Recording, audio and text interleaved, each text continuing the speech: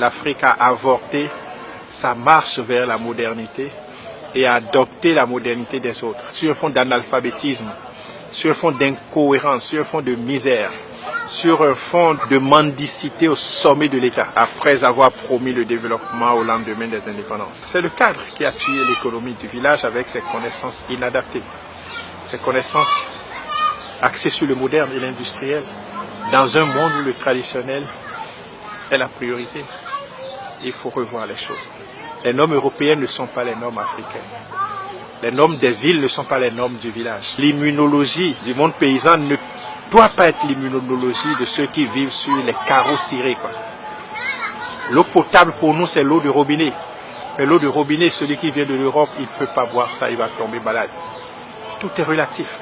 La loi de la relativité doit s'imposer sur cette loi cadrée, des intellectuels cadrés. Bon, l'autre les a appelés, comme il le dit, par un nom péjoratif. Mais moi, je dis qu'ils sont cadrés. Ils doivent sortir de leur cadre. Le cadre africain doit sortir de son cadre et s'ouvrir à l'intelligence situationnelle. 1 plus 1 égale 2, je suis d'accord. Mais il faut ajouter que c'est dans grand air. 1 plus 1 ne donne pas 2 dans la famille. Ça devient les mathématiques de la stérilité dans la famille. 1 plus 1, si ça ne donne pas 3, 4, 5 ou 6, vous ne pouvez pas vivre ensemble. Mais ça, c'est un grand F. Et 1 plus 1 dans l'agriculture, ça peut donner 1000. Parce qu'une graine plus une terre peut donner 1000 graines en 3 mois. Mais on nous a cadrés dans grand air. Et on est agrégé dans grand air et on refuse de s'ouvrir à l'intelligence situationnelle. Et on a tué l'économie.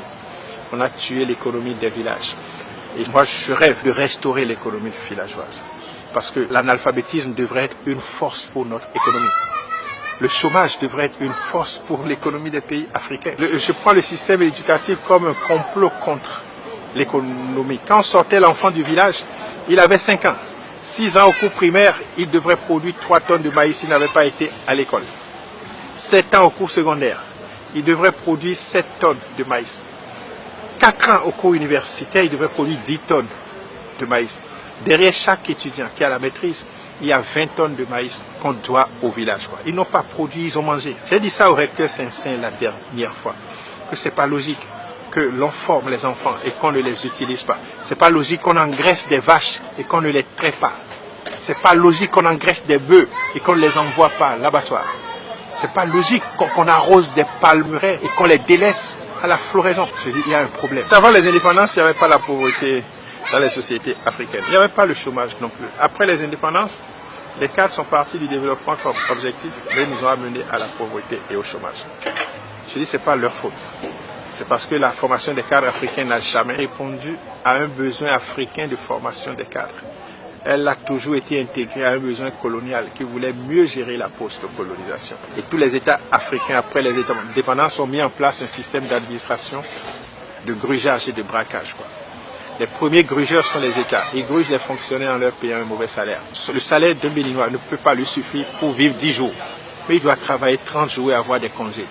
C'est ça qui est grave. C'est ça qui est incohérent. Quand vous êtes payé comme ça, vous n'avez que la surfacturation, la corruption et les projets dits de lutte contre la pauvreté pour arrondir les bouts. Donc l'État vole les fonctionnaires en leur payant un mauvais salaire. Les fonctionnaires volent l'État, pas la surfacturation, la corruption et les projets dits de lutte contre la pauvreté, mais qui au fait ne luttent que contre la pauvreté des cadres.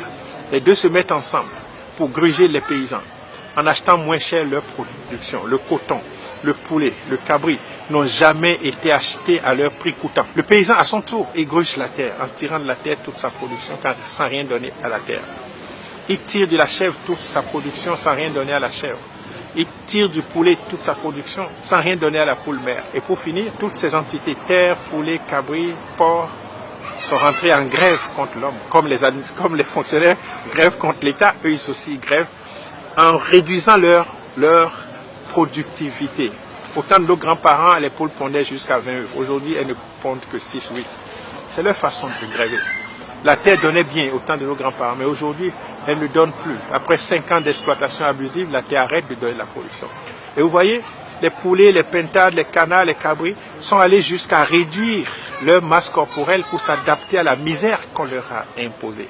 Et c'est ça, au fait, la pauvreté. Et c'est sur ce diagnostic que se fonde la maison du paysan. On retourne à la terre ce qu'on lui a volé. Et la terre est prête encore à donner le maximum de production. On retourne aux animaux ce qu'on leur a volé. Et c'est là même qui est l'idée du retour au village, quoi. Le retour au village. On retourne au village ce qu'on lui a volé, le village va prospérer. On retourne à l'Afrique ce qu'on lui a volé, l'Afrique va prospérer.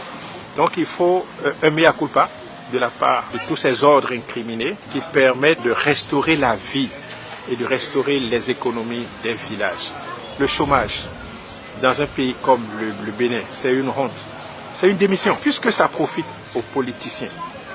Puisque la misère leur profite, la pauvreté leur profite, c'est sur un fond de pauvreté qu'on est maire ici, qu'on est député au Bénin, qu'on est président. Puisque ça leur profite, ils ne trouveront jamais la solution à ça. Mais ils doivent savoir, un peuple qu'on opprime ne gémira pas toujours en vain. Il arrivera un moment où les bâtons feront taire les canons. Ça viendra un jour, avec nous ou sans nous.